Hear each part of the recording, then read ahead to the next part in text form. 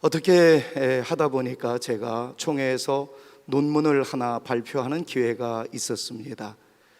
총회 정치를 하고 있는 목사도 아니었고, 저는 23년 차 사실은 상담 심리를 전공해서 가족 상담을 강의하고 있는 교수이기도 합니다. 아마도 여러분들이 많이 들어보셨으면 좋겠는 어머니 학교, 아버지 학교 초창기에 전국 강사로 뛰면서 보급 활동을 했었던, 그리고 행복한 가정 세미나를 전국적으로 다녔었던 그러한 이력이 있습니다. 오늘 만약에 그것에 초점을 맞추어서 강사로 불려왔다면 유감없이 실력을 좀 더 발휘할 수 있었을 텐데, 존경하는 우리 최 목사님께서 아예 제목을 콱 쐐기를 박아주시더라고요. 다른 거 하기 위해서는 당신과 같이 쪼잔한 사람 못 부르겠다. 이거는 전부 다 각색한 겁니다. 당신은 어린이 세례에 대해서 우리 교회에서 좀 한번 설명해 주었으면 좋겠다, 이런 말씀을 하셔서 처음에는 교사 단기 대학에 세미나로 준비를 하고 있다가 갑자기 헌신 예배로 이렇게 바뀌는 바람에, 헌신 예배 때는 좀 들었다 놨다 하는 우리 목사님의 뒤를 이어서 좀 영성에 부르짖는 외침, 이런 것들을 해야 되지 않겠나. 그런데 여지없이 또 이 논문에 대해서 여러분들과 함께 나누는 시간을 갖게 돼가지고, 오늘 이 시간에 부흥회로 해야 될지, 설교로 해야 될지, 세미나식으로 강의를 해야 될지, 저도 지금 온통 혼동석에 빠져 있습니다. 그래서 주님께서 주시는 대로 외칠 때는 외칠 것이고, 그러나 여러분들을 설득해야 하는 작업이 있을 때에는 세미나식으로 인도하려고 마음 먹고 올라왔습니다. 우리 존경하는 목사님의 부르심과 당회원들의 허락에 의해서 세워지게 된 영광, 다시 감사의 말씀을 드리면서 여러분들에게 나누어드린 소논문 책자가 제가 쓴 논문입니다. 그것을 읽기만 해도 3시간 정도 내용이 되기 때문에 이 시간 그것을 다 이야기할 수는 없을 것이고, 그래서 PPT를 준비해서 여러분들과 함께 나누고자 합니다. 아마도 강단에서 말씀을 전하는 자는 마스크를 벗어도 된다고 그러지만, 그래도 여러분들에 대한 예의가 아닌 듯 하여서 그냥 마스크를 쓰고 하도록 하겠습니다. 제가 굉장히 잘생겼거든요. 그런데 그것을 자꾸 노출시키면 최남수 목사님이랑 비교하실 것 같아서 제가 마스크를 벗지 않도록 하겠습니다. 그것이 제 신상에 좋을 것 같기 때문에 그렇습니다. 여러분들은 너무나도 지혜로운 분이어서 어디가 조크인지 어디가 진심인지를 아실 것 같아서 부가적인 설명은 하지 않도록 하겠습니다. 자, 우리는 마스크를 쓰고 있습니다. 그러나 우리는 영빨이 있기 때문에 여러분들의 내면의 아름다움과 마스크 너머의 미소에 대해서 잘 알고 계시리라 생각합니다. 옆에 있는 분들이 한번 축복하겠습니다. 이렇게 축복하죠. 당신이 계셔서 이 세상은 아름답습니다. 서로에게 한번 축복합니다. 시작. 여러분들이 계셔서 이 세상은 아름답습니다. 별로 안 아름다운 것 같은 분위기입니다. 저쪽 동네는. 한 번만 더 할까요? 우리 교회가 희망이 있는 것은 당신이 계시기 때문입니다. 서로에게 축복합니다. 우리 교회가 희망이 있는 것은 당신이 계시기 때문입니다. 정말 그렇게 되어지기를 소망합니다. 제가 서기를 하면서 듣고 싶은 얘기는 딱 하나였습니다. 김 목사가 서기로 있는 동안에 총회가 조금은 더 깨끗해졌던 것 같아요. 여러분, 이것을 위해서 저는 성경의 목숨을 걸었지만 한 시인의 시가 제 마음을 움직였습니다. 그 시인은 나태주라는 분이죠. 마당을 쓸었습니다. 지구 한 모퉁이가 깨끗해졌습니다. 꽃 한 송이 피었습니다. 지구 한 모퉁이가 아름다워졌습니다. 이하 생략하겠습니다. 여러분들은 꽃보다 아름다운 하나님의 백성이고 그리스도의 향기로움을 드러내는 믿음의 전사들이기 때문에 여러분들이 계시는 곳이 행복하고 아름답고 깨끗해지며 풍성하게 되어질 줄로 믿습니다. 그것을 기대하면서 한 번만 더 축복합니다. 그대는 예수 그리스도의 향기이십니다. 서로에게 축복합니다. 그대는 예수 그리스도의 향기이십니다. 이 정도로만 하면 설교는 됐다고 생각을 하고요, 재미없는 세미나로 들어가도록 하겠습니다. 어린이 세례, 뜬금없는 단어일이라 생각합니다. 교회에서 평등을 강조하고 하나님의 공의가 섞여 있는 사랑을 노래하고는 있지만 제외되었던 한 인간의 부류가 있었던 것을 여러분들은 아마도 그냥 교회 전통이라는 것 때문에, 교회 관습이라는 것 때문에 생각지 못하고 흘러내려갔을 가능성이 매우 높습니다. 그것은 3세부터 13세까지의 희생된 어린 영혼들의 존재감이었습니다. 14세 때부터는 세례를 받을 수가 있습니다. 만 2세 이하에는 부모님들의 믿음으로 말미암아 유아 세례를 받을 수 있었습니다. 근데 정작 정말 틴에이저의 초입에 들어가 있었던 주일학교 어린이들은 세례를 받을 만한 기회가 전혀 주어지지 않았습니다. 그것이 헌법에 나와 있으니까, 그것이 오랜 장로교의 전통이니까 안 해도 되겠거니 그렇게 생각을 했었습니다. 그러나 그것이 아니었음을 뒤늦게 깨달았습니다. 3, 4년 전에 저에게 이 엄청난 숙제가 주어졌습니다. 과연 2세 이하는 부모님의 믿음으로 말미암아 유아 세례를 받을 수 있고 14세 이후로는 본인의 믿음으로 말미암아 세례를 받을 수 있다면 그 가운데 있는 존재들은 하나님 밖의 사람들일까? 그들이 믿는 예수님은 과연 그들과 어떤 상관관계가 있을까?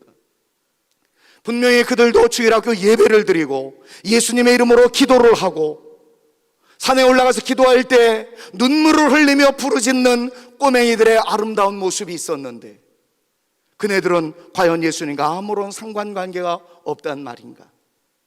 사실은 이것이 저에게 주는 충격은 대단한 것이었습니다.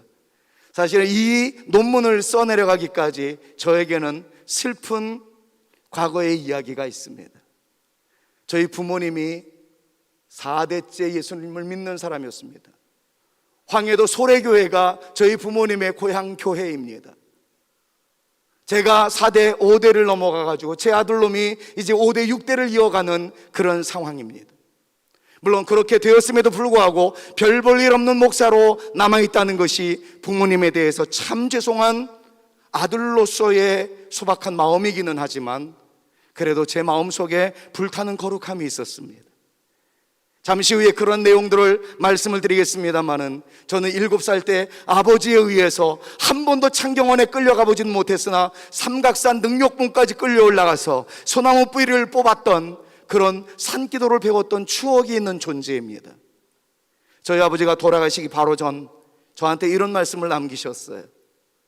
내가 주기철 목사님의 신사참배 운동 반대를 하기 위해서 못판 위로 맨발로 걸어갔을 때 그때 사랑하는 사모님이 버선발을 벗으시고 목사님이 지나가시다가 쓰러지게 되어질 무렵 날에도 대신 가겠더라고 준비하고 있었던 그 다음 전국 교회에 못판 위로 걸어가는 것들이 전부 다 그때 당시에 일본 제국주의의 교회를 향한 공격의 한 방법이었다라는 이야기를 들었습니다.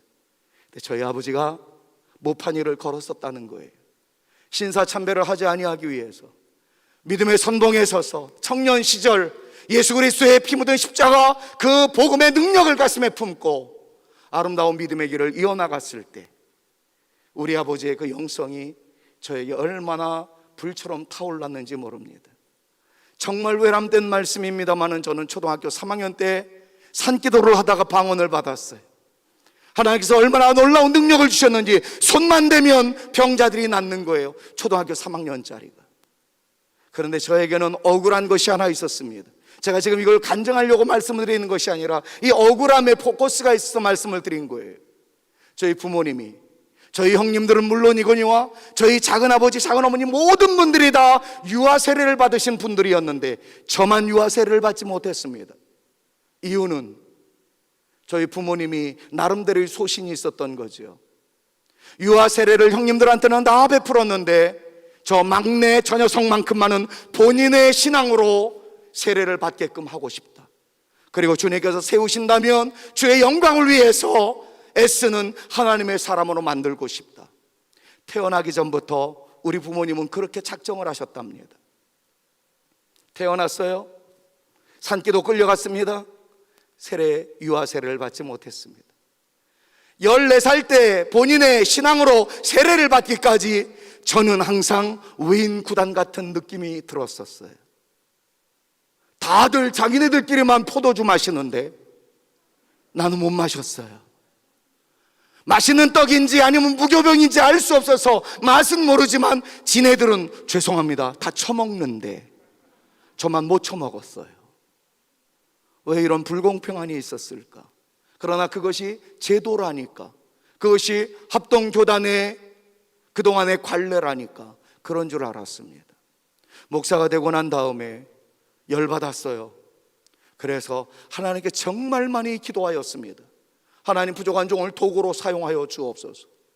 일주일 만에 논문 초고가 완고가 되었습니다. 저는 그때 기적을 경험했어요.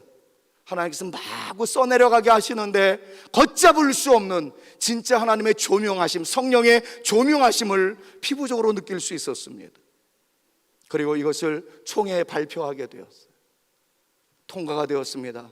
각 노회에 수의를 다 보내서 3분의 2 가표가 나와서 마침내 대한예수장로회 합동 측의 어린이 세례라는 것이 헌법에 기재가 되었고, 지금 알고 있는 대부분의 교회는 어린이 세례를 베풀고 있습니다. 여러분들의 교회도 아마 그런 감동이 있기에 부족한 종이 우리 사랑하는 선배님이신 최 목사님한테 이 말씀을 드렸더니, 김 목사 언제 와가지고 우리한테 이것을 강의했으면 좋겠어. 그래서 제가 오늘 이렇게 이 자리에 서게 되는 영광의 주인공이 되었습니다. 저는 가려지기를 소망합니다. 그리고 오직 우리 주님의 말씀이 드러날 수 있기를 바라며, 이 땅에 예수 그리스도를 믿는 사람들 가운데 세례를 통하여 주어지는 하나님의 축복에서 제외되는 사람이 없기를 간절히 소망하면서, 특별히 광명교회 주일학교 어린이들마다 예수 그리스도를 믿음에 대한 확신, 그리고 그 확신에 의한 구원의 은총을 찬양할 수 있는, 세월의 흐름 속에서 잠시 교회를 떠난다 할지라도 그 세례 때문에 연결고리가 되어서 다시금 주님 앞으로 돌아오는 놀라운 역사의 시작점이 의정부 광명교회가 되어질 수 있기를 간절히 소망하며, 이제 이 내용의 뚜껑을 열고자 합니다. 저는 이 세미나 혹은 논문을, 주제를 여러분들에게 소개해드리면서 나름대로의 여러 가지 것들을, 자료를 조사해 왔는데, 한번 CBS에서 방영되어졌던 뉴스 내용을 한번 들어보려고 그랬는데 넘어갔습니다. 틀어주십시오. 조금만 보고 넘어갈게요.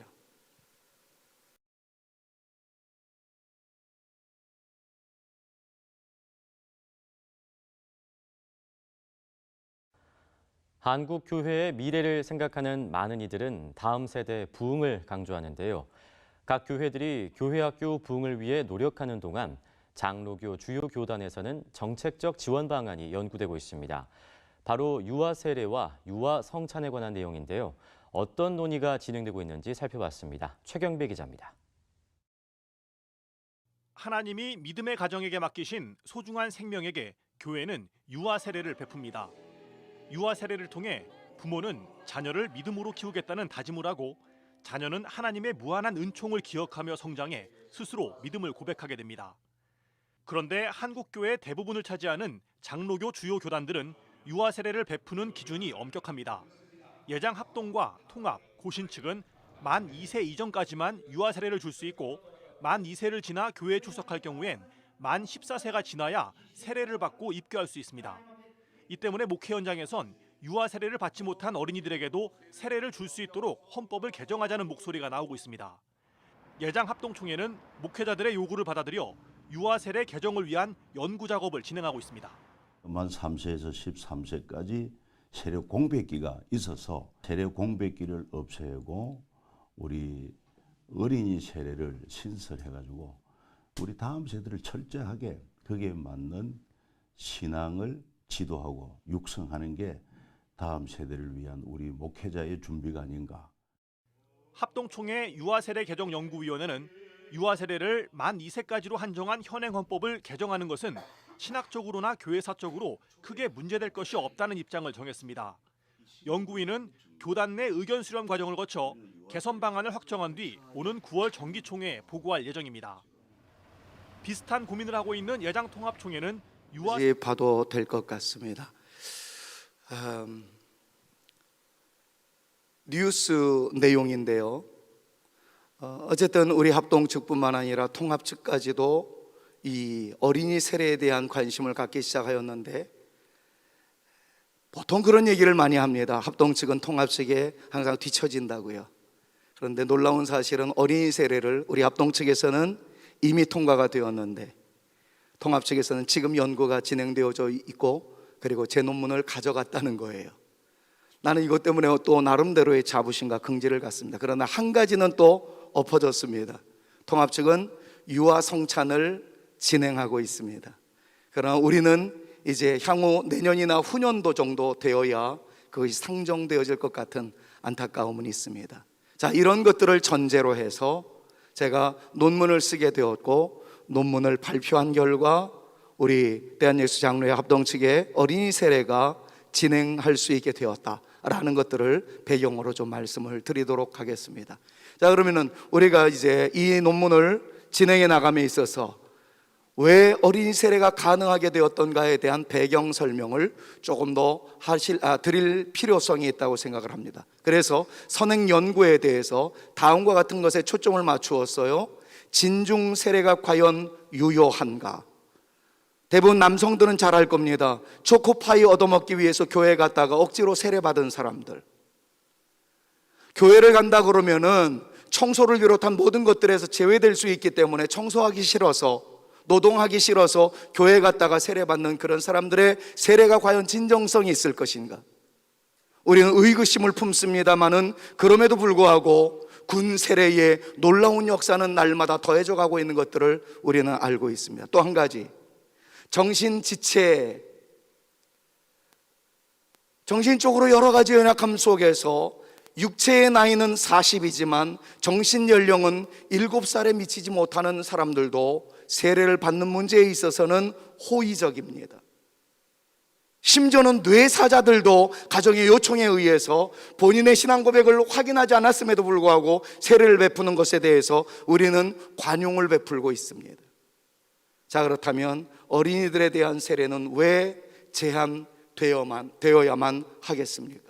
자, 이런 것들을 우리가 선행 연구를 통해 가지고 어린이 세례에 대한 내용들을 더 포괄적으로 살펴볼 수 있겠다 말씀을 드릴 수가 있습니다. 그래서 저는 이제 여러분들에게 하나하나씩 소개를 해드림에 있어서 세례의 의미가 무엇인지, 그리고 유아 세례는 과연 가능한 것이었는지, 더 나아가서 유아 세례가 어린이 세례로 확장되어져 가는 것이 과연 적법성이 있고 성경적인 태도인지, 이것에 대해서만 말씀을 증거하고, 마무리를 지을 때는 그동안 있었던 어린이 세례를 통한 셀레브레이션 혹은 세레모니에 대한 몇 가지 예를 드리면서 마무리를 하려고 합니다. 시간이 많지 않기 때문에 빨리빨리 전개하도록 그렇게 하겠습니다. 자, 성경적 접근에서 한 가지를 먼저 여러분들에게 말씀을 드리고 싶어요. 그것이 방금 전에 말씀을 묵상했던 마가복음 10장 13절부터 16절까지의 말씀입니다. 여러분 한번 살펴보시죠.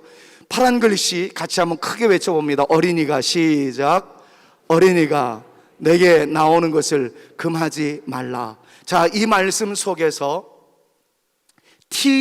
TDNT라는 매우 방대한 헬라어를 연구한, 그래서 학자들은 이 책을 보지 않으면 진짜 학자라고 말할 수 없을 정도로 신학계 쪽에서는 대단한 책이 있습니다. Theological Dictionary of New Testament, 키텔에 의해서 편집되어진 것인데요, 이 책에는 모든 성경에 있는 헬라어가 다 분석되어 있고 연구되어 있습니다. 자, 그런데 성경, 특별히 신약 성경에 어린 아이라는 단어가 나오는 헬라어를 살펴볼 때 다음과 같은 단어가 있어요. 좀 꼬부랑 글씨여서 죄송합니다만은, 첫 번째는 파이디온, 많이 들어보셨을 겁니다. 파이디온이라는 단어가 있고 테크논이라는 단어가 있습니다. 또 하나는 블레포스라는 단어가 있고 네피오스라는 단어가 있어요.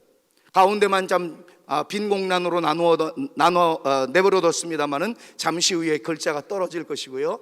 테크논이란 말은 어떤 뜻이냐면 unborn, 태아라는 거예요. 그리고 newborn, 영아라는 것입니다. 블레포스도 역시 마찬가지예요. 그런데 네피오스는 더 재미있게 표현을 했어요.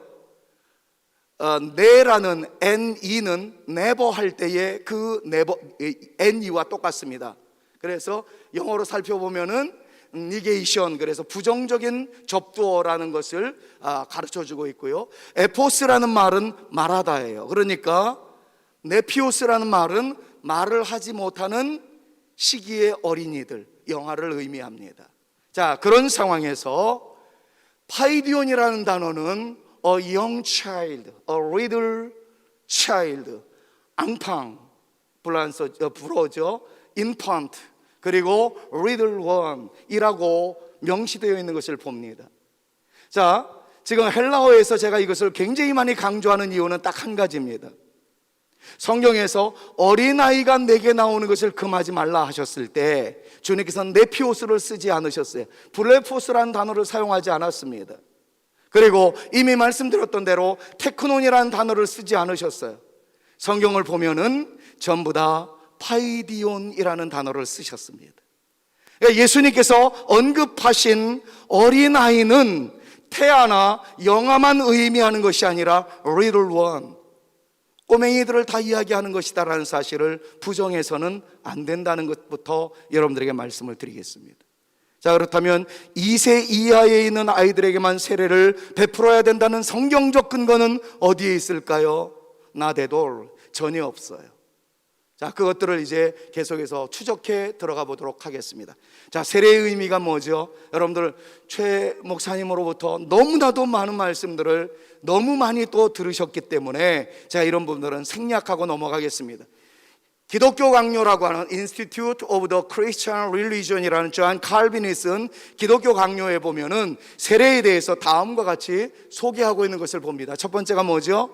죄 씻음에 대한 표. 두 번째는요, 그리스도와의 연합. 세 번째는 공동체 앞에서의 믿음의 선언. 이것이 바로 칼빈이 이야기하는 세례의 의미였습니다.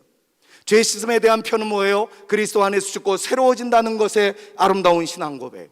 그리고 그리스도와의 연합이라는 것은 그리스도와 함께 죽었다가 다시 살아나는, 주님과 더불어 살아가는 인생이라는 것을 선포하는 것이고요. 세 번째는 하나님의 백성으로 예배 공동체의 일원임을 선포하는 것이 세례의 중요한 의미라는 것은 존 칼빈이 강조하고 있는 바입니다. 우리 개혁주의 교회는 칼빈주의라는 말이 있습니다. 존 칼빈의 가르침을 그대로 받아서 교회에서 실천해 나가는 그런 숙제를 안고 있는 존재가 우리예요. 자, 그러면 주일학교 예배가 있잖아요. 유치부 예배가 있잖아요. 유년부, 초등부, 소년부의 예배가 있잖아요. 분명히 그들은 하나님의 백성으로서의 예배 공동체의 일원임에도 불구하고 하나님 앞에서의 예배 공동체의 일원이라는 셀레브레이션이 없습니다. 세레모니가 없다는 거예요. 그리고 그 아이들이 중학교 1학년 될 때까지 교회에서는 세례를 베풀지 않고 있었다는 것이 지금까지의 교회 행정과 교회 교육 시스템의 안타까움이었습니다. 자, 이런 맥락에서 이제 우리는 유아 세례의 정당성을 입증해 보일 수가 있겠습니다. 유아 세례의 정당성에 대해서는 하이델베르크 소요리 문답, 시간이 없으니까 그냥 넘어갈게요. 스위스 제2신앙고백서, 그리고 웨스민스터 신앙고백서, 더 나아가서 웨스민스터 대요리 문답, 그리고 이어서 소요리 문답에 이르기까지 모든 우리 개혁주의를 이끌어가는 신앙고백서에서는 유아 세례를 다 인정하고 있습니다. 자, 그렇다면 역사는 어떻게 유아 세례에 대해서 얘기하고 있을까요? 유아 세례를 베풀 것을 강조했던 초대 교부들의 이름들이 여러분들의 논문에 보면 자세히 나와 있습니다. 사도의 전승의 히폴리투스, 저스틴 마터, 이레니우스, 오리겐, 어거스틴, 이런 분들이 다 유아 세례를 찬성했었던 귀한 믿음의 선배님들이십니다. 단 한 분, 터툴리안이라는 분이 유아 세례를 반대했어요. 근데 그분이 반대했던 이유는 어거스틴에 의해서 유아들도 죄가 있다, 원죄 교리가 형성되어 있었기 때문에 어거스틴 전에는 원죄 교리가 아직 체계화되어지기 전의 상황이었습니다. 터툴리안은 자기의 경험적으로 보았을 때 유아들이 무슨 죄를 지을 수 있겠는가, 그래서 자범죄에 대한 가능성의 희박성 때문에 터툴리안은 유아 세례를 사실은 베풀지 않아도 된다라고 주장을 했을 따름입니다. 방금 전에 말씀을 드렸던 대로 원죄 교리가 형성되어지기 전이었기 때문이라는 것들을 한번 살펴보시고요. 자세한 것은 각주 37을 나중에 한번 살펴보시면 좋겠습니다. 자, 그런 맥락에서 어거스틴은 강조합니다. 유아들도 태어날 때부터 원죄를 지니고 있기 때문에 원죄의 용서와 구원을 위해 세례의 필요성은 대두된다 하는 것들을 강조하게 되었던 것이지요. 그런데 여러분, 여기까지 벌써 눈치가 있으신 분들은 하나를 캐치하셨어야만 했습니다. 어거스틴을 비롯해서 초대 교부들이 이야기하는 세례의 의미는 다 어디에 머물러 있었습니까? 1번에 매여 있었다는 거예요. 세례의 1번이 뭐였죠? 죄 씻음의 표. 왜 여기에서만 머물러 있어야 했을까요? 그건 아니라고 보는 것 아니겠습니까? 진정한 세례의 의미는 죄 씻음을 받는 표임과 동시에 그리스도와의 연합, 하나님 앞에서 예배 공동체의 일원이 되었다는 것을 외적으로 공포하는 세레모니, 이것이 존 칼빈이 외쳤었던 세례의 의미라는 사실을 아신다면, 초대교부 때 신학적 체계는, 죄송한 표현입니다마는 지나치게 원시적이었구나 하는 것들을 우리는 이해할 수 있게 될 것입니다. 재미있는 현상이 있었어요. 카리타고 회의, 종교회의에서 원죄 교리를 부정하는 펠라기우스라는 분이 있었는데 그분을 이단으로 규정을 했습니다. 그리고 유아 세례는 정당한 것이다라고 교회사적으로 선포했습니다. 그런데 너무 흥미로운 것을 F. 브루스라는 신학자의 책을 보고 제가 정말 감탄을 하며 무릎을 팍 치게 되는 감동을 받게 되었어요. 그것은 펠라기우스라는 사람이 카르타고 회의에서 이단으로 규명이 되었음에도 불구하고 그분은 세례의 의미를 단순히 죄 씻음의 표로 끝나지 않았다는 거예요. 오히려 더 깊은 영성을 그가 고백하기 시작합니다. 자, 이런 표현을 했어요. 원죄 교리를 부정하는 펠라기우스였지만 유아 세례를 인정했다는 겁니다. 각주 39를 나중에 참고해 보십시오. 왜냐하면 펠라기우스는 세례의 의미는 죄의 씻음보다는 그리스도와의 연합이 더 중요하다는 것을 강조하였기 때문이었어요. 그래서 그의 주장에 의하면 higher sanctification, 고상한 성화, 주님을 닮아가는 것, 예수 그리스도의 온전한 연합, 교회 구성원의 아름다운 선포, 이런 것들을 위해서 유아 세례는 필요한 것이다 라고 오히려 이단으로 정죄된 펠라기우스가 주장하였다라는 새로운 논문을 하나 발견할 수가 있었습니다. 자, 그때까지는 완전히 신학적으로 규정되어지기 전이었기 때문에 이렇게 오르락내리락 하는 그러한 논리들이 계속 전개되었다는 것을 참고적으로 이해하시면 좋을 것 같습니다. 자, 그렇다면 종교개혁 시대로 한번 넘어가서 그때의 상황을 잠깐 살펴보죠. 제세례파 아나베프티스트라는 그러한 주장을 하는 신학자들이 있었습니다. 그 사람들은 세례 다시 받아야 된다는 겁니다. 여러분들이 정말 능력 있는 목사님에게 세례를 받지 못했다면 능력 있는 목사님에게 다시 세례를 받아야 된다는 거죠. 그러나 우리는 그것을 거부합니다. 목사님에게 세례받는 것이 의미가 아니라 성부와 성자와 성령의 이름으로 세례를 받는 것이기 때문에 한 번의 세례로 유효하다는 것이 우리의 입장입니다.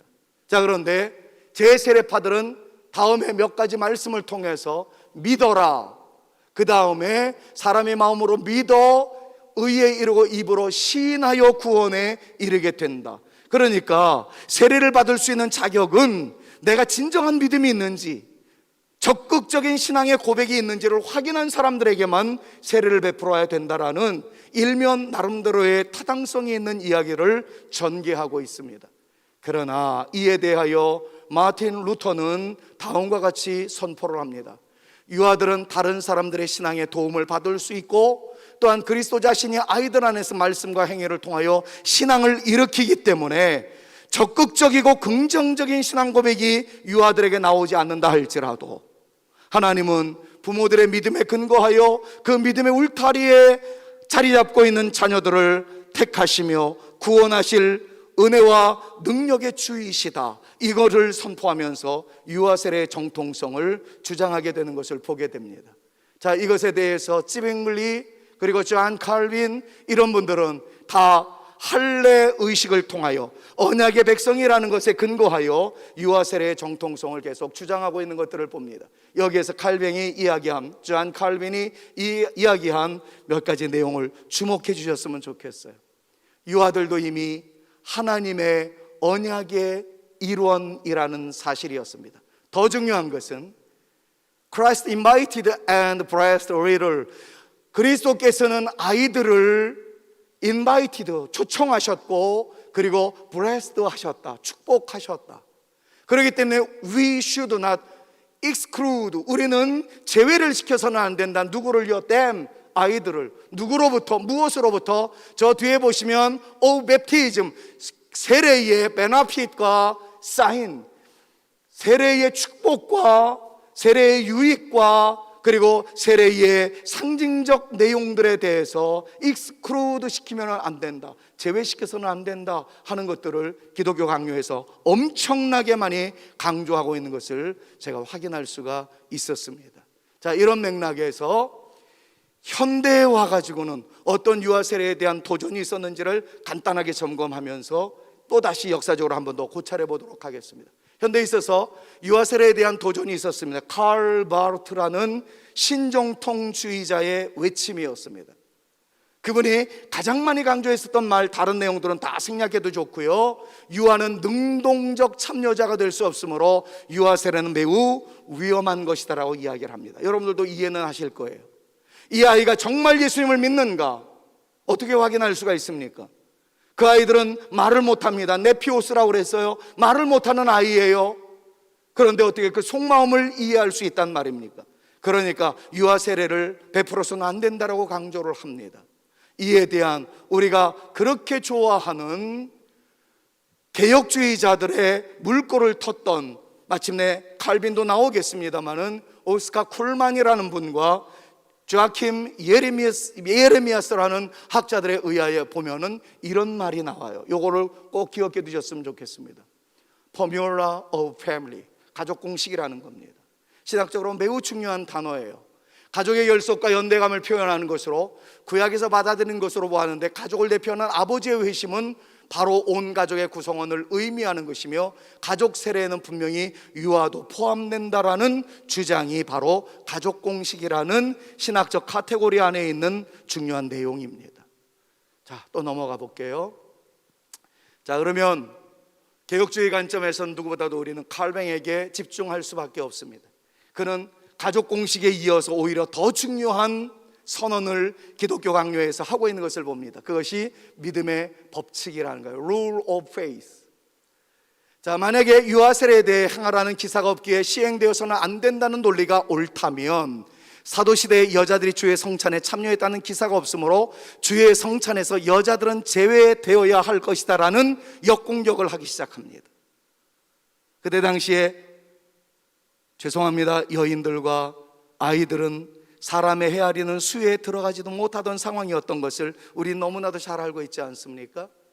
그래서 칼뱅은 여기서 믿음의 법칙을 제시합니다.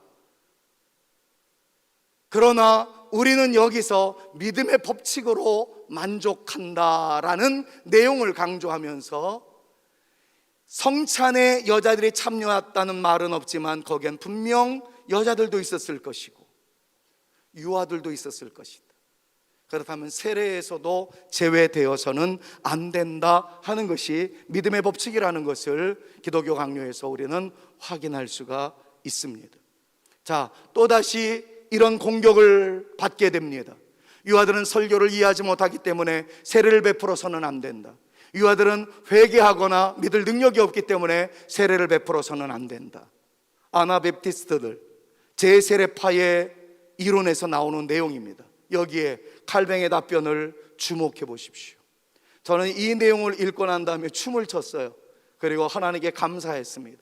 그는 이렇게 표현을 합니다. Children should also have life in Christ. 어린이들도 그리스도 안에서 살아야 한다 라고 이야기합니다. 그런데 기독교 강요의 원판을 보면 주어가 앙팡이라고 나와 있지 않다는 것을 주목해 보십시오. children이라고 이야기하고 있어요. 네피오스라고 이야기하지 않습니다. 파이디온이라고 얘기하고 있는 것에 주목해 보셔야 합니다. 또 하나는 세례를 받은 어린이들 안에서 성령께서 역사하신다. 다른 말로 하면 어린이들의 심령에도 성령은 강권적으로 역사하신다. 할렐루야. 그렇다면 어린이들에게 세례를 베풀지 못할 이유가 어디 있겠는가?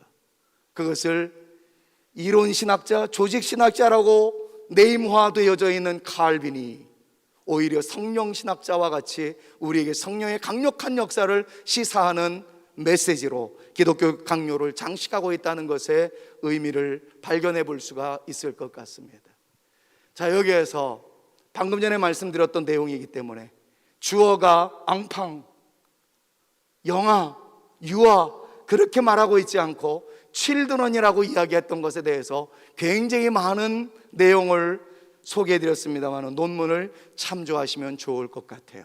자, 그럼 여기서 마지막 제안을 하나 할 수 있겠죠. 공격적 이슈를 제기할 수 있겠죠.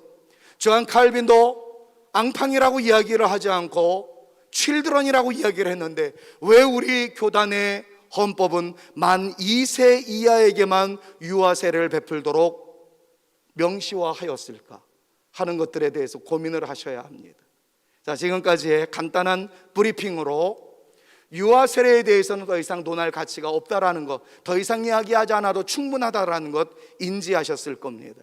자, 그렇다면 이제 유아 세례가 어린이 세례로 진입할 수 있는 근거가 무엇일까를 몇 가지로 살펴볼 수 있었으면 좋겠어요. 제레미야스의 가족 세례 예를 보면 오이코스라는 단어가 나옵니다. 오이코스란 말은 집이라는 거예요. 주 예수를 믿으라 그리하면 너와 내 집이, 스데바네에 온 집이, 그렇게 이야기할 때 집이라는 개념입니다. 이 집은 그냥 단순히 하우스의 개념을 넘어섭니다. 홈이라는 개념도 넘어섭니다.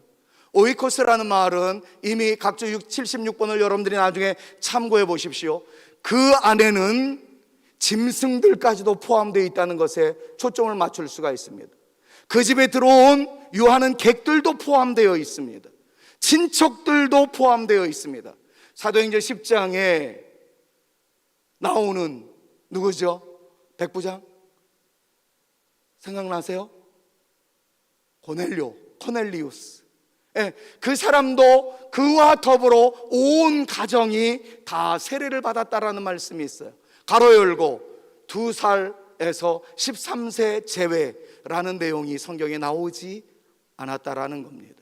오이코스란 말을 나중에 논문을 통해서 자세히 살펴보시면 그 안에는 노아의 온 가족, 아브라함이 할례를 받을 때 가족에 속한 모든 남자들에게 시행되었고 온 이스라엘이 함께 홍해를 통과하였던 것도 전부 다 오이코스의 개념으로 놓고 보았을 때 세례만 제외되어져야 된다는 성경의 어떤 근거도 성경에서 발견할 수 없다는 것을 우리는 깨닫게 됩니다. 자, 그렇다면 한국 교회에서는 어떻게 되었을까요?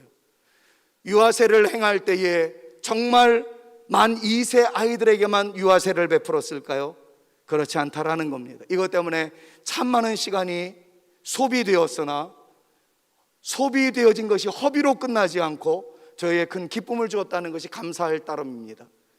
남해읍교회 105년사 내용을 살펴보았더니 거기 원한경, 김규식, 서병호라는 사람이 한국 최초의 유아 세례 교인으로 명부에 입적되어진 사람들입니다. 나이를 보았더니 만 5세, 만 9세였었던 것을 그때의 유아 세례 교인 명부를 통해서 직접 확인할 수가 있었습니다. 각주 98번을 나중에 참고해 주시면 좋겠고요. 선교 과정에서 나타난 유아 세례도 역시 마찬가지입니다. 만 2세로 규정됨이 없었습니다.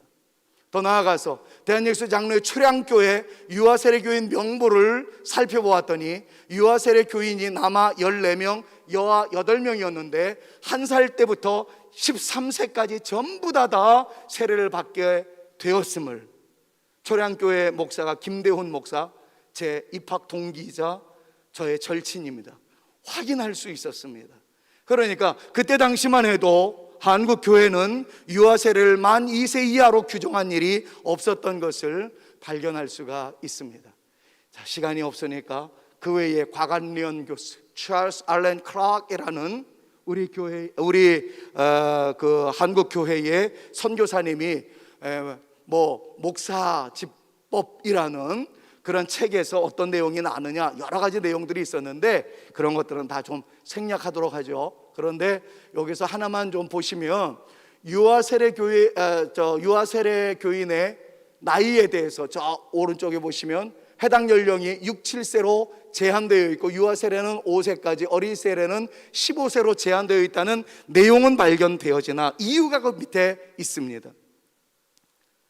어느 날 예배를 드리러 왔어요. 그런데 여기저기에서 세례 받겠다고 나오시는 분들이 있자 세례 훈련 받지도 않았던 저 뒤에 있는 사람이 나도 세례 받겠습니다, 내 아이도 세례 베풀어 주세요, 이렇게 절차가 무시되어지니까 목사집법이라는, 지금으로 이야기하면 목사들의 목양을 위해서 세워놓은 뭐 표준 예식서 같은 거겠죠. 거기에다 아예 못을 박았습니다. 즉흥적으로 세례를 베푸는 것은 하지 말아라, 훈련을 해야 되지 않겠느냐, 신앙을 확인해야 되지 않겠느냐, 그런 차원에서 나이를 규정해 놓은 것이다 라고 얘기했을 뿐 여기에도 만 2세는 규정되어 있지 않다는 것을 우리는 확인할 수가 있습니다. 자, 결국에 이제 본론의 결론으로 좀 넘어가야 될 것 같은데요, 유아세례 연령에 대해서는 특별한 명시가 없었던 것을 조선 예수교 장로의 헌법에서 발견할 수가 있었고요, 1954년, 1964년 대한예수 장로의 헌법입니다. 우리 교단의 헌법에도 유아세례 연령에 대해서 특별한 명시가 없었습니다. 저는 우리 합동을 너무 사랑합니다. 그래서 합동 헌법을 일부러 리서치를 하지 않았습니다.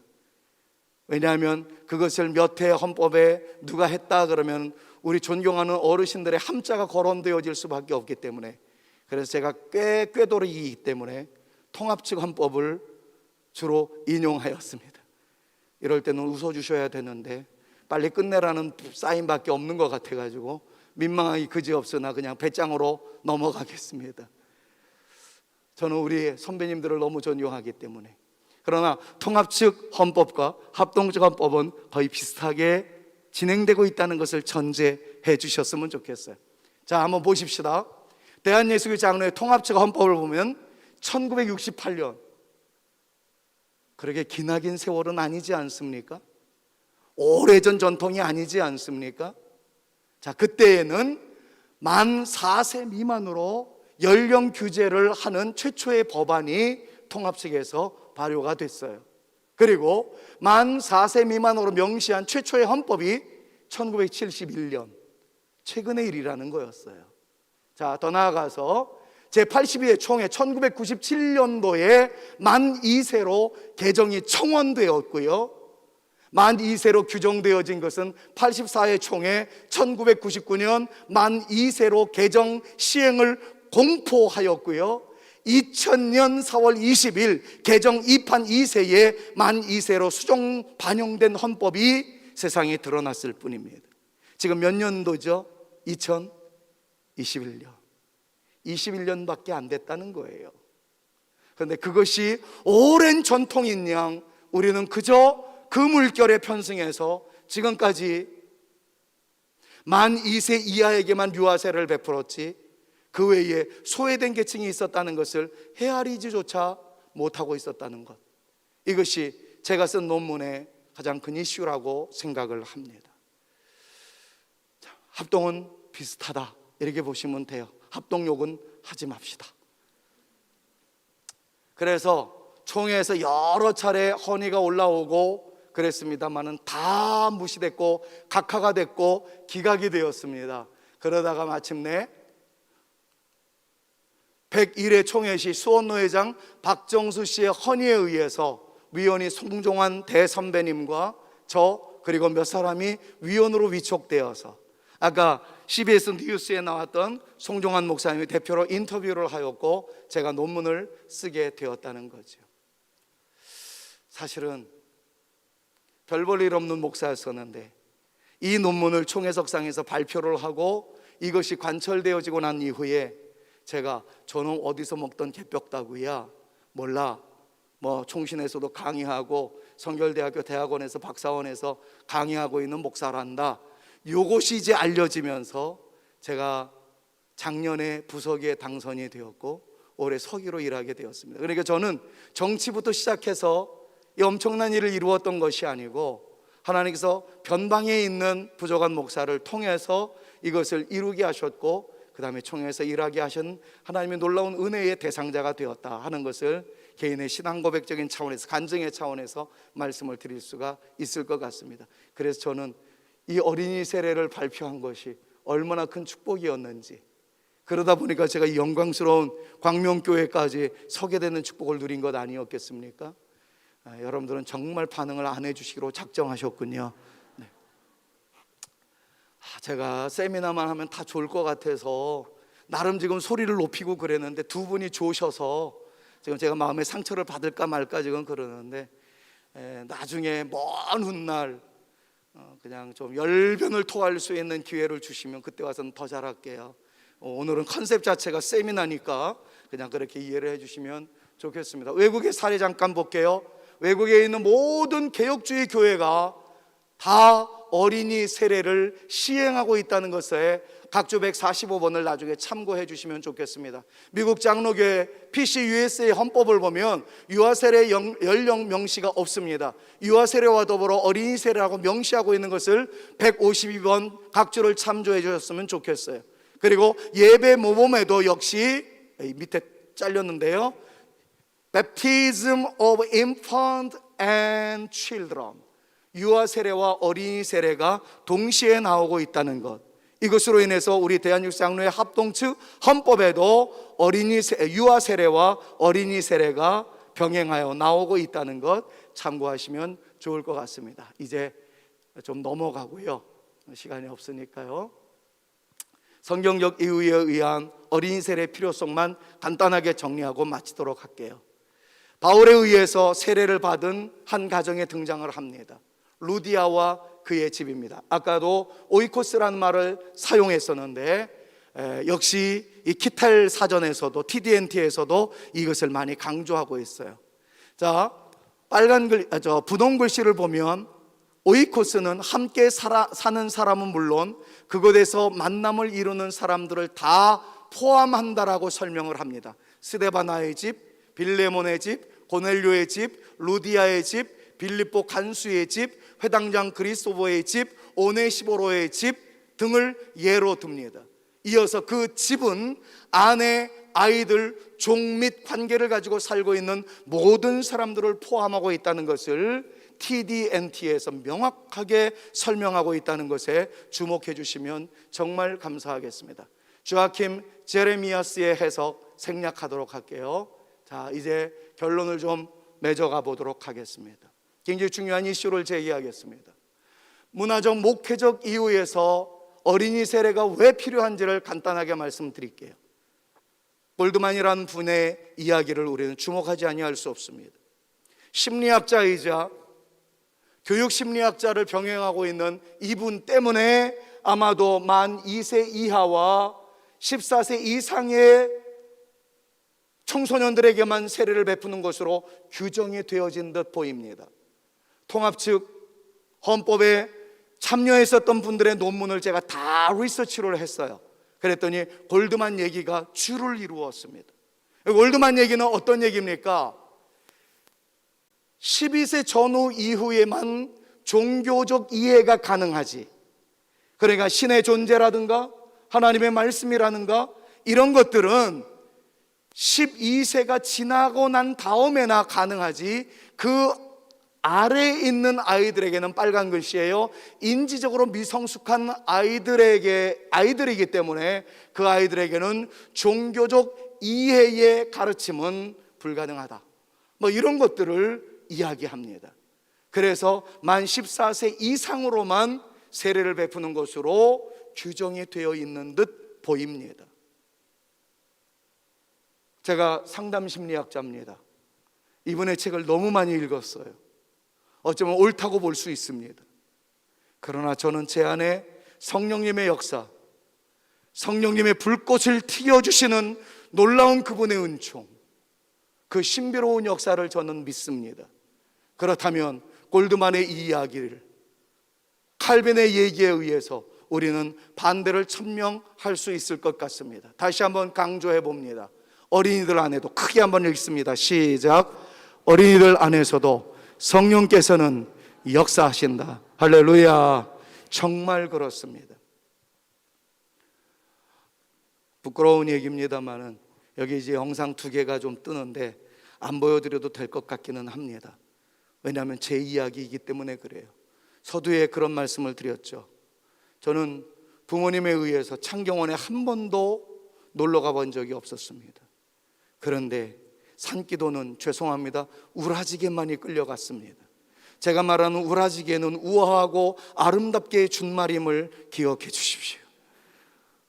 정말 우라지게만이 끌려갔습니다. 아버지가 이야기합니다. 너는 여기서 소나미 2뿌리를 뽑아내거라. 그리고 아버지는 저쪽에 가셔서 기도하기 시작하셨습니다. 저는 불평, 원망, 짜증을 토해내면서 입을 대빨 내밀었겠죠. 그리고 장난치다가 아버지가 올 때쯤 되면 소나무 뿌리를 뽑기 시작했습니다.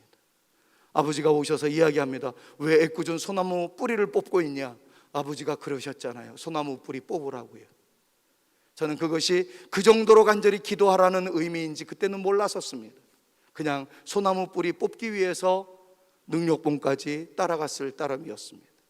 안 가면 노습, 국물도 없었기 때문입니다. 저는 주일날 장로의 아들로서 20원의 헌금을 받았습니다. 저는 그때 규정이 되어 있는 줄 알았어요. 목사 아들, 제 친구는 50원의 헌금을 하더라고요. 저는 장로의 아들로서 20원의 헌금을 했습니다. 친구들을 보니까 10원 헌금하더라고요. 그래서 이것도 헌금도 급이 있나 보다 그렇게 생각을 했습니다. 어느 날 제 안에 유혹의 영이 찾아왔던 것 같아요. 네 친구들 다 10원 하잖아. 10원을 in my pocket 했습니다. 그리고 만화방에 갔습니다. 저는 그날 다리 몽둥이가 부러지는 듯 엄청나게 얻어 터졌습니다. 저보고는 욕하지 말라고 하셨던 아버지 어머니가 종갓나 새끼를 외치면서 얼마나 많이 저를 구타하기 시작하는지 저는 업동이인 줄 알았습니다. 세상에 저는 그때 아버지가 장로님으로서 교감 선생님인지 생각조차 하지 못했어요. 주일학교 시스템의 담임 목사님이 교장 선생님이고 당회원 가운데 장로님이 교감 선생님으로 그런 직제가 있었습니다. 그런 제도가 있었습니다. 나중에 출석부를 보니까 오른쪽에서 왼쪽으로 짝으면 출석이에요. 오후 시간에 출석하면 왼쪽에서 오른쪽 아래로 긋습니다. 그리고 성경 암송했으면 암이라고 쓰더라고요.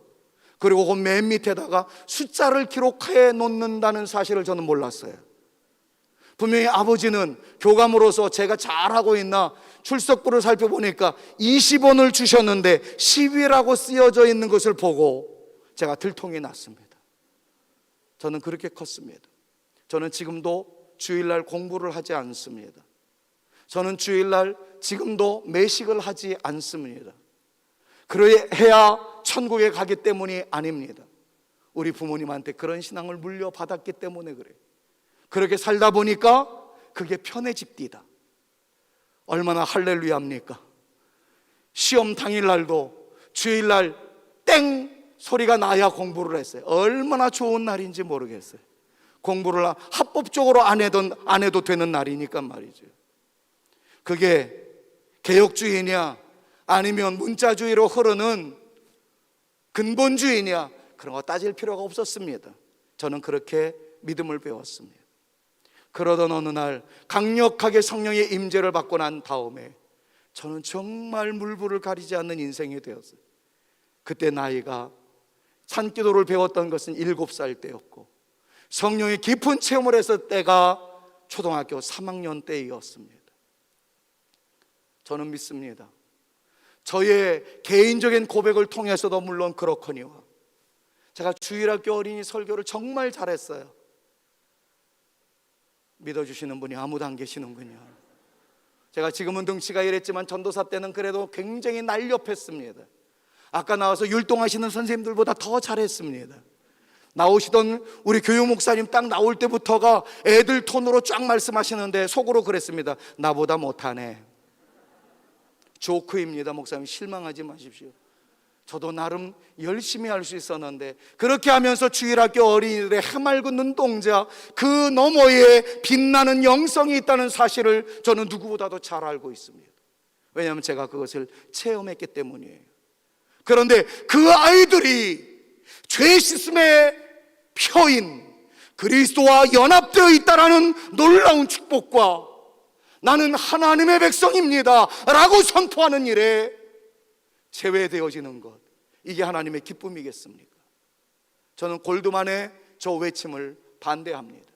그리고 성령 신학자로 갈 수 있는 칼빈의 성령께서는 어린이 가운데도 역사하신다, 이 말씀에 환호성을 지르고 싶습니다.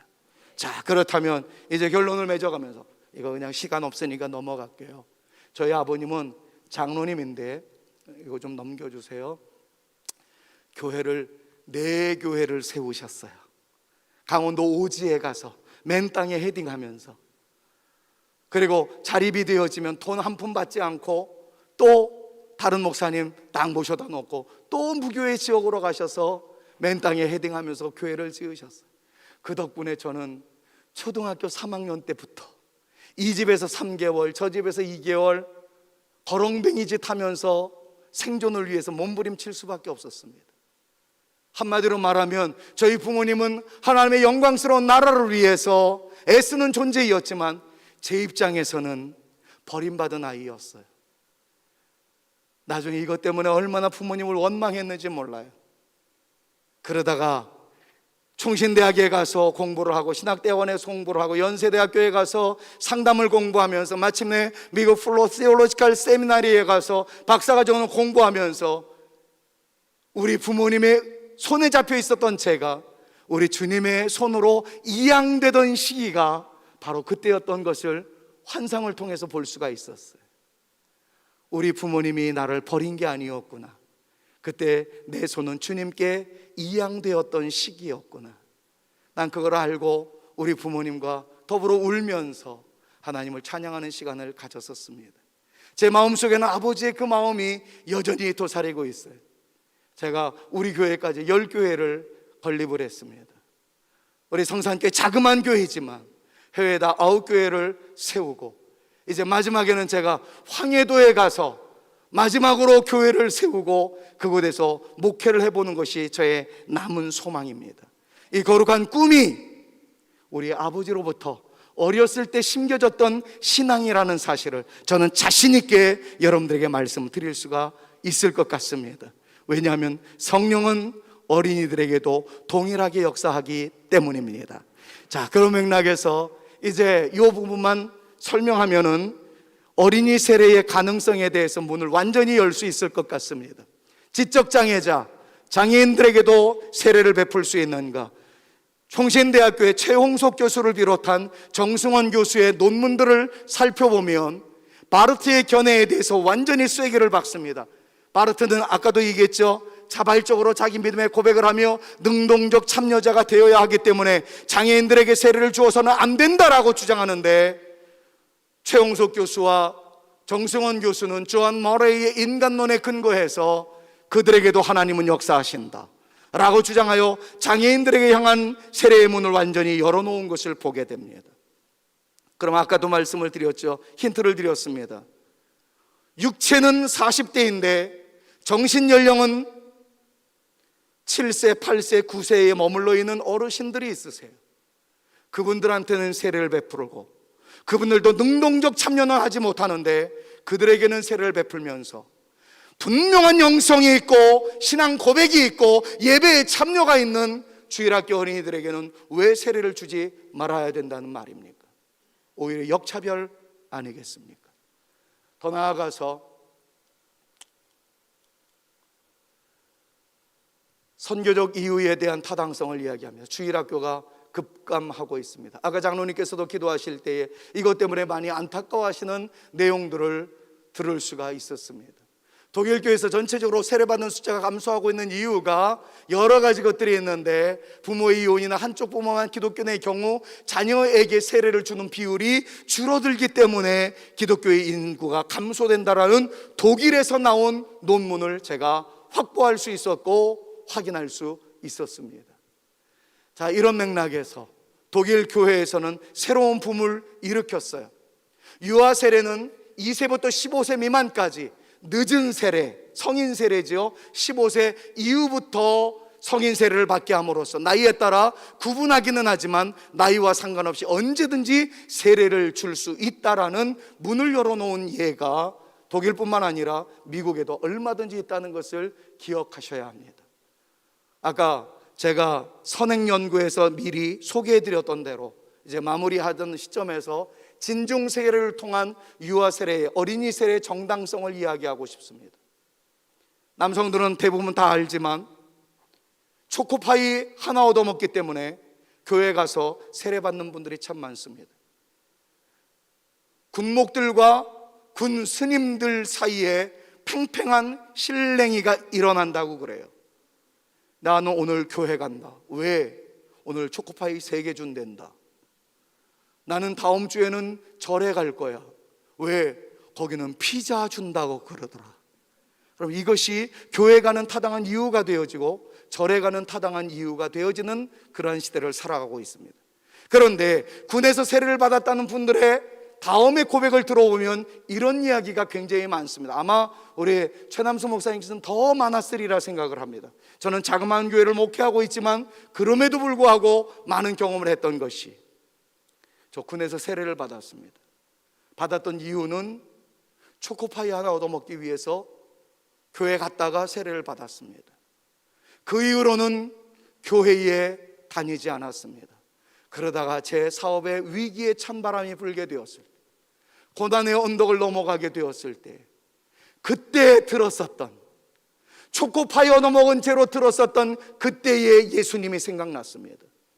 내가 그래도 세례교인인데, 군에서 내가 세례를 받았는데 내가 이 자리에 그냥 머물러 있으면 안 되겠다라는 생각이 불현듯 저의 뇌리를 스쳐 지나가 버리고 말았습니다. 그래서 교회에 오게 되었고 오늘 등록하게 되었습니다. 여러분, 세례가 먼저냐, 하나님의 자녀의 확신이 먼저냐? 물론 하나님의 자녀의 확신이 먼저이면 가장 좋겠습니다만은, 그러나 선교학적인 의미에서는 컨택트 포인트라는 말이 있어요. 접촉점이라는. 군인들에게는 그것이 초코파이일 수 있습니다. 그럼 어린이들에게는 무엇일까요? 이제 그 이하에 있는 모든 결론은 논문에 나와 있는 것으로 대신하겠습니다. 이 시간에 제가 그동안에 있었던 사례만 간단하게 정리하고 저는 내려가도록 하겠습니다. 주일학교 캠프가 있습니다. 여름 성경학교가 있습니다. 은혜를 많이 받았습니다. 그런데 그 다음에 셀레브레이션은 과연 한국교회에서 얼마나 많이 하고 있습니까? 저는 이 논문을 써내려가면서 기도를 했습니다. 하나님, 여름 성경학교를 끝내고 난 이후에 혹은 캠프를 끝내고 난 이후에 캠프파이어에 둘러앉아서 기도하며 몸부림치던 그 아름다운 영적인 추억거리가 있고 난 이후에 담임 목사님을 통해서 아직까지 세례를 받지 못했던 아이들이 여러 성도님들이 보는 허다한 증인들 앞에서 성부와 성자와 성령의 이름으로 세례를 받고, 그 세례받음에 대하여 온 교우들이 그 자리에서 일어나서 이 아이를 열광적으로 축복해주며 박수와 갈채를 보내주며 그 아이에게 엄청난 선물을 안겨주었을 때, 이 아이가 받는 임팩트 되어지는 그 인스피레이션, 그 성령의 감동을 누가 대신해 줄 수 있겠습니까? 온 교우들이 그 영혼 한 사람을 위해서 기립박수를 쳐주고, 가능하다면 부장선생님이 나와서 그 아이를 목마를 태워서 이렇게 넓은 교회당에서 저쪽에서부터 저쪽까지 뛰어나가는 세레모니를 통하여 여러분들이 우레와 같은 박수를 해주며 오색 종이를 던져주며, 너는 드디어 하나님의 자녀가 되었어. 지금 공적인 이 현장에서 너는 하나님의 자녀가 되었음을 공식적으로 선포하게 되었어. 그것도 다른 사람이 아니라 영광스럽고 존경하는 최남수 목사님을 통해서 너는 성부, 성자, 성령의 이름으로 세례를 받았단다 치어업을 해준다면 이 아이가 과연 예수님을 떠나겠습니까? 이 놀라운 은혜가 어린이 세례에 있는데 이런 것들을 하지 못했다는 것이 저는 너무나도 안타까워요. 저희 교회에서는 소박하지만 지금 코로나19의 횡포 앞에서 1년 반 동안 하지는 못했습니다만 그 이전에 논문이 통과되고 헌법으로 어린이 세례가 다 선포되어지고 난 다음에는 축제를 벌였습니다. 그런데 여러분, 어린이 세례를 만만하게 생각하지 마십시오. 어른 세례보다 더 신중하게 하셔야 합니다. 저는 그래서 그 다음 해에 어린이 세례 매뉴얼이라는 책을 만들어서 총회에다가 도네이션 했어요. 우리 총회 홈페이지에 어린이 세례 매뉴얼이 있습니다. 그냥 마구잡이로 세례를 주라는 것이 아니에요. 만약에 부모님이 예수 믿는 분들이라면 부모님의 신앙 고백을 같이 해야 되지만 부모님들이 예수 믿지 않는 아이들 가운데 세례를 받을 수 있는 아이가 있다면 영적 후견인이 필요합니다. 그 영적인 후견인의 1차는 담당 교역자예요. 두 번째 후견인은 부장 집사님이나 권사님이에요. 그리고 세 번째 직접적인 후견인은 담임 선생님입니다. 그 아이를 양육을 하면서 이 아이의 믿음이 진짜인지 예배에 대한 진정성이 있는지를 알아서 부장 선생님한테 보고를 하고 부장 선생님은 담당 교역자한테 보고를 합니다. 똑같이 당회원들 입회하에 신앙 고백을 받습니다. 저는 어린이 세례를 베풀 때에 어린이들로 하여금 신앙 고백을 하는 서약서만 하지 않고 후견인들에 대해서도 서약식을 합니다. 아무개 선생님은 아무개 믿음을 확인하여 당회를 통하여 세례를 받게 하였으니 앞으로 이 아이가 중등부로 올라가든 성인이 되어지든 이 아이를 위하여 기도하겠으며 교회에 출석하지 못하고 믿음 생활을 잘하지 못할 때에는 어미의 심정을 가지고 이 아이를 끝까지 양육하기로 작정하십니까? 그거를 후견인들한테 일일이 다 묻습니다. 그것이 다 통과되어지고 난 다음에 세례를 베풉니다. 세례를 베풀고 난 다음에 난리가 나요. 그 반의 아이들이 사탕 목걸이를 가지고 나옵니다. 꽃다발을 만들어 가지고 나옵니다. 화환을 만들어서 그 아이들을 축하해주고 그리고 나갈 때에는 어깨에다가 아이를 태우고 나갈 때 온 교우들이 그 자리에서 일어나서 박수와 갈채를 보내줍니다. 제가 늘 강조하는 것이 하나 있어요. 우리의 자그마한 몸짓이 그 아이에게는 영적인 강한 충격이 되어질 것이라고 말이죠. 심리학적 효과로 버터플라이 이펙트라는 말이 있습니다. 남태평양에서 한 마리의 나비가 날개짓했던 것 때문에 대한민국에는 태풍이 불어온다라는 그러한 논리지요. 우리는 자그마한 세레모니였지만 그 아이는 영원을 포기하지 않는 하나님의 나라의 영광스러움을 쟁취하게 되어지는 역사의 시작이 되어진다는 것을 잊지 말아 주십시오.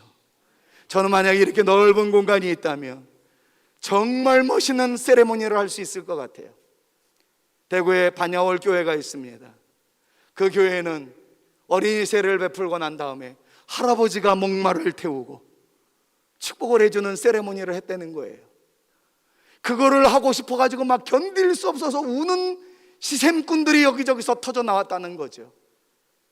사랑하는 여러분, 한 영혼이 천하보다 귀하다는 것 이론으로만 끝내지 마시고 그 영혼이 또 다른 영혼을 주님에게로 인도해 낼 수 있는 또 하나의 지남철이 될 수 있다는 사실을 기억하면서 그 아이들에게 영적인 강한 충격을 던져줄 수 있는 아름다운 교회, 아름다운 선생님들, 오늘 교사 헌신 예배 지음하여 헌신을 다짐하시는 모든 주의 백성들 되실 수 있기를 우리 구주 예수 그리스도의 이름으로 축원합니다.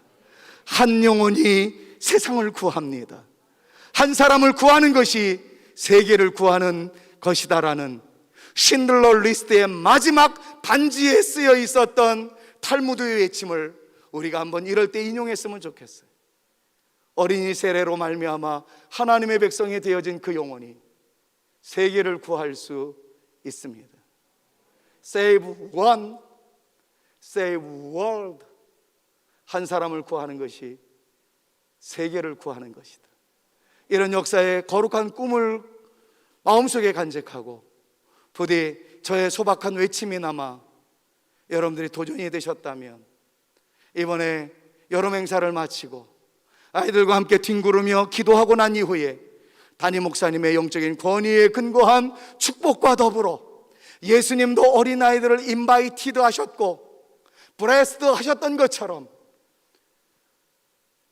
광명교회가 이것을 정말 멋지게 세레모니로 셀레브레이션으로 터뜨리기 시작하면 의정부 중심으로 한 그 이북 지역과 서울 지역에 놀라운 역사가 일어날 줄로 믿습니다. 저는 봉천동 달동네에서 목회하고 있습니다. 몸부림치고 있습니다. 저의 소박한 움직임이 한국 어린이들을 살리는 하나의 시발점이 되게 하여 주옵소서. 지금은 이렇게 기도합니다. 최남수 목사님을 통해서, 광명교회를 통해서 어린이 세례를 받는 분들이 불릴듯 일어나게 하여 주시옵소서. 감사합니다.